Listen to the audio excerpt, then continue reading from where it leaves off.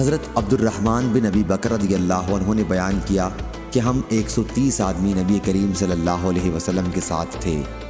حضرت صلی اللہ علیہ وسلم نے دریافت فرمایا کہ تم میں سے کسی کے پاس کھانا ہے؟ ایک صاحب نے اپنے پاس سے 1 صاع کے قریب آٹا نکالا، اسے گوندھ لیا گیا۔ پھر ایک مشرک لمبا تڑنگا اپنی بکریاں ہانکتا ہوا ادھر آ گیا۔ حضرت صلی اللہ علیہ وسلم نے اس سے دریافت فرمایا کہ یہ بیچنے کی ہیں یا عطیہ ہیں؟ یا حضور صلی اللہ علیہ وسلم نے عطیہ کے بجائے ہبہ فرمایا؟ اس شخص نے کہا کہ نہیں بلکہ بیچنے کی ہیں۔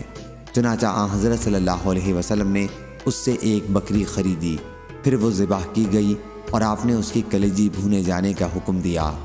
اور قسم اللہ کی 130 لوگوں کی جماعت میں کوئی شخص ایسا نہیں رہا جسے حضرت صلی اللہ علیہ وسلم نے اس بکری کی کلیجی کا ایک ایک ٹکڑا کاٹ کر نہ دیا ہو، مگر جو موجود تھا تو اسے وہیں دے دیا، اور اگر وہ موجود نہیں تھا تو اس کا حصہ محفوظ رکھا۔